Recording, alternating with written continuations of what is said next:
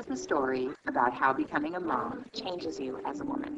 When I look into my child's face, their first laugh, their embrace, I forget myself and I'm floating space. Why do we beat ourselves up so much? What message does this send to our children?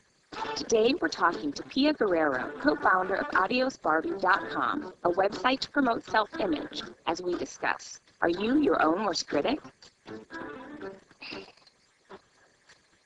Bags under the eyes, circles, absolutely no eyelashes, little chip teeth, broken blood vessels in my nose, freckle on my nose, freckle on my lip, freckles on my face, the droopy boobs that you gotta pick up, ankles, wavy arm, a little soft and mushy.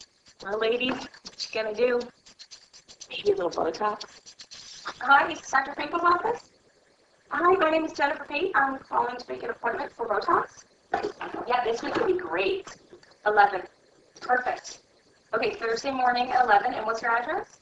Why do you think that we are so critical of ourselves? We're bombarded by all these messages, magazines, television, news about how we're supposed to be. Absolutely. I mean, I get so happy when I see like where the magazine comes out and it's just like the cellulite on like whoever's butt or whatever it is. I'm like, right on. There is a degree of all plastic surgery where people who don't have their own sense of how they look, they don't have their own sense of style or what looks good on them, they don't know their own body, they don't know their own aesthetic, they look to others who have money, stature, status, as to what might look good. You're gorgeous. No, Do not thank you. need No, but it's to not. get both. Thank you. No, crazy. But here's the thing, right? You'd be totally gray if you didn't color your hair all the time. Exactly. Do I not get a manicure anymore?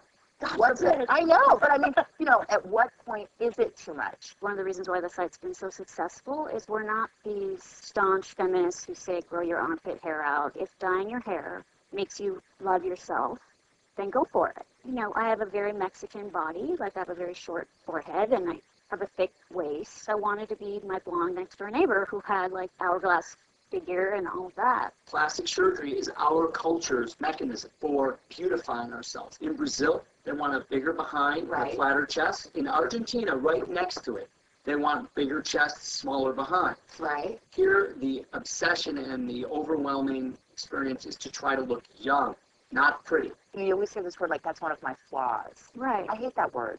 What is that? A flaw implies that there's perfection. Yes. I think the whole thing when we're talking about parenting is you really have to live by example. I mean, one thing that I try and do for my daughter is I purposely go often without any makeup so she can see that you can feel beautiful without it. I just remember when I started kindergarten, my mom sat me down and she said, listen, kids can be very mean at school. They're going to call you freckle face. They're going to call you Dumbo. One of my ears sticks out more than the other. I've never known. And as I grew up, she threw in flatsy because it took me a long time before I developed in that area. And she said, but You developed a surgeon. I did. I developed plastic surgery, but then it was all good because my mom had a dialogue with me about it. Like you're saying, everybody comes in a different shape and size, and we need to embrace it. What do you do? If you want to walk the walk and talk the talk, and lead by example, you take your breast implants out, and you feel less beautiful, less sexy, and maybe less happy in clothes. Or maybe But the don't do truth is- anything else. But the truth is, That's my thing. You know what I mean? I thought I would just take them out. I think it's more like, okay, I just won't do any more. You know, that's what I'm getting at. You keep Part of our it. boobs.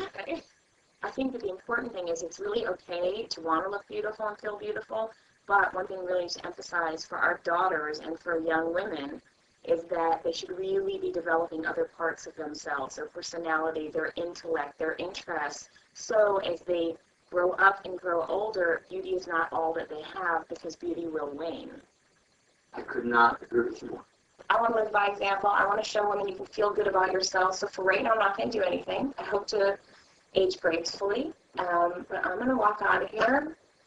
Yay. I'm very happy about that. And, you know, I'm going to try and keep Come on, developing. Let's go. Plastic surgery, Botox, coloring our hair, makeup. We all want to look beautiful, but there is no such thing as perfection. Only you can be the judge of how much is too much. Keep in mind your kids are watching. Remember, we're all in this together.